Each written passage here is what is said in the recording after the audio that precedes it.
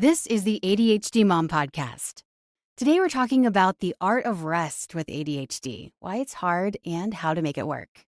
So here's something that might sound simple but feels impossible for our ADHD brains.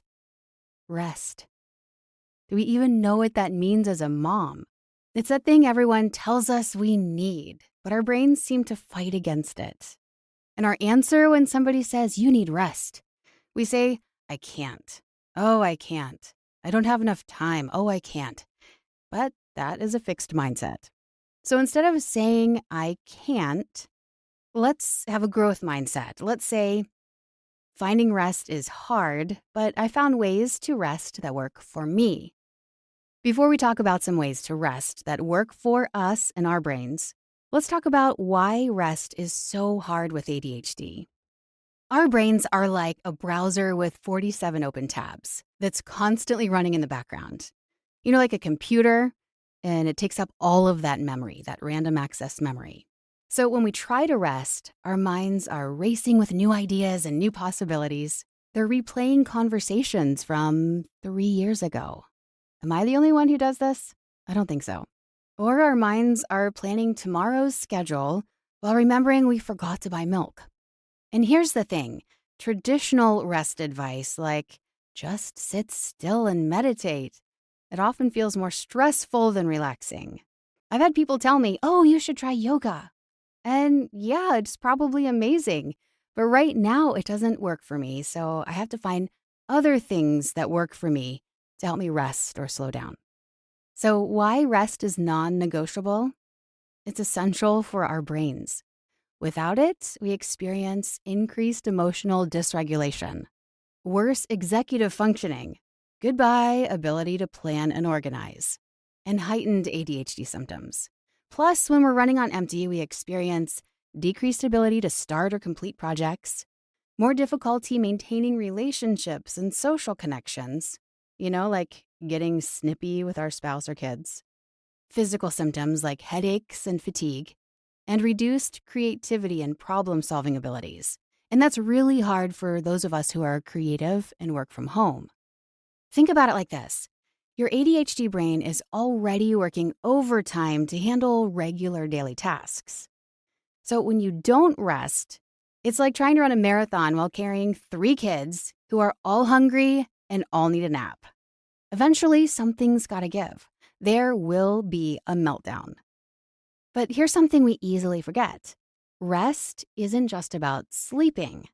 It's about giving your brain different types of breaks throughout the day. Sometimes that means taking a 10-minute walk without your phone, spending 5 minutes doing breathing exercises, maybe switching tasks when you feel the focus waning. Or it could look like setting specific no thinking times during the day.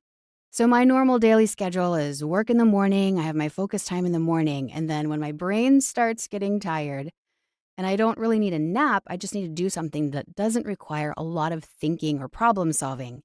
I fold laundry or put the dishes away. For me, these are no thinking tasks.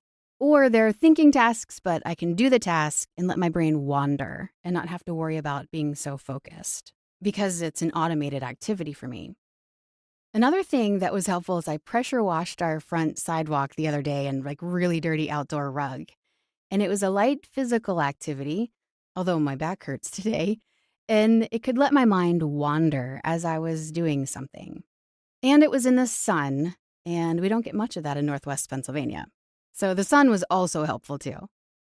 But all that to say, your worth isn't measured by how busy you are. Taking breaks isn't a sign of weakness. It's a strategy for your success, and we desperately need it. Like I said before, rest doesn't mean having to sit still, so here's some other ADHD-friendly ways to give your brain a break. Active rest. You could be walking while listening to music without multitasking. Creative rest.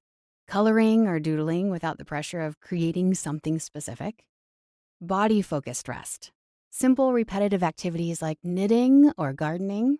I crocheted a blanket a couple winters ago, and that actually kept me from snacking on a lot of foods. And it helped me sit and watch a movie with the kids while I had something to do. Or you could do a nature rest, being outside without your phone and let your mind wander while you're moving or hiking or just walking around the yard. Rest isn't being lazy, it's how we recharge. So find the type of rest that works for your brain, even if it looks different from what others do. Do you have a technique or tip that works for your brain? Or something that works for your kids?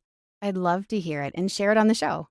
You can email me, jessica@theadhdmom.com, or our website, theadhdmom.com. Share the show with someone you know. Spread the word. Let's help our favorite creative ADHD moms go from surviving to thriving. And let's have a little fun doing that too. Until next time, have a beautiful day.